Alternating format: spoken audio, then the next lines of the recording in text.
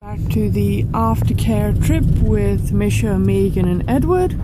Edward is asleep, but not snoring, so we're happy about that.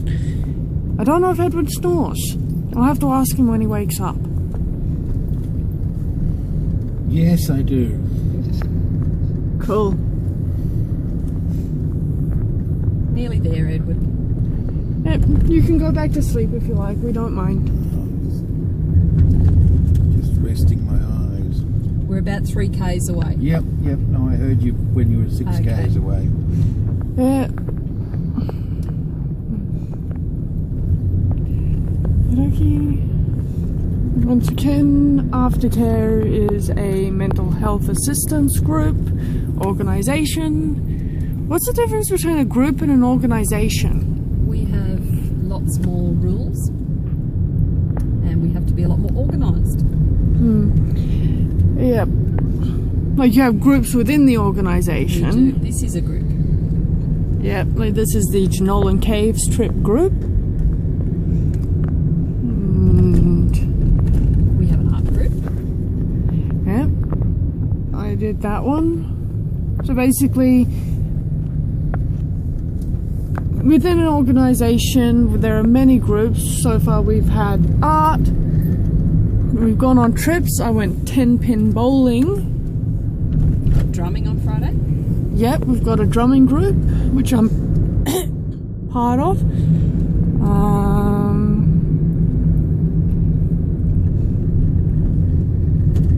Did that used to be a letterbox? Probably.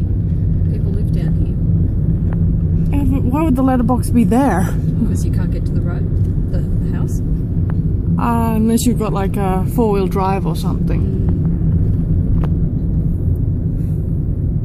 It's strange though, like I've driven on plenty of roads where they've said you need to have a 4-wheel drive and you haven't actually needed to have a 4-wheel drive. You just had to be prepared to have a slightly bumpier ride. But then again, I've been in 4-wheel drives on like city streets, and if they've gone over a speed bump or something, that's been a bumpy ride. 4-wheel drives are still a bumpy ride. They're just slightly less bumpy than the rest of the rides. And apparently less likely to stall out because the engine's designed. You've got the 4-wheel drive, and the engines, as far as I've heard, the engines are designed to, whoops, I have no idea, not stall out on too steep a hill. Like I know when I was watching Mythbusters, they were trying to do an engine thing, and they got to this really steep hill in San Francisco. Can you see the river down there yet? No. It's you can see a water tank. It's going to get really pretty soon, Edward. Yep.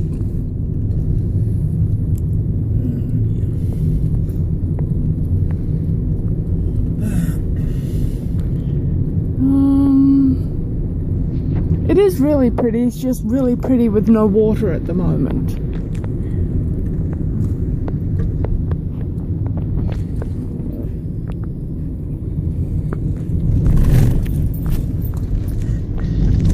It's been raining quite a lot, so the river should be running quite nicely once we get to it.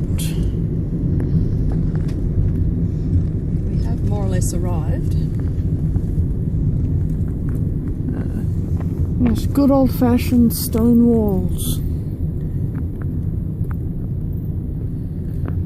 I wonder what this building used to be. Looks like a garage now, but I think it's like a gatehouse keeper. Ah. Doesn't look very blue. Oh, it was blue. They've had floods. Look at the giant archway there, the grand archway. Look how beautiful is that?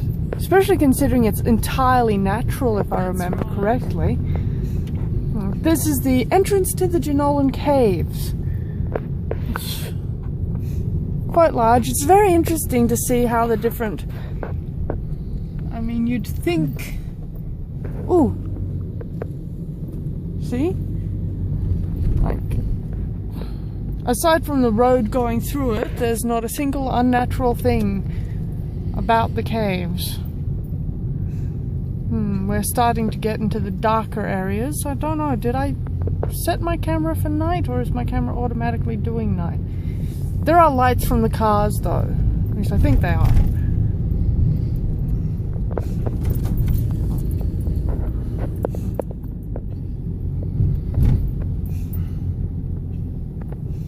Oh, that's a nice building. That's Caves' house. It's strange, like you go from this like really, really ancient looking archway, cave archway, into this almost like, aside from the buildings, everything's almost completely modern. Oh, that looks like a ye old ancient English Tudor mansion, that one. Yeah. Well, compared to the cave, it's modern. Yeah.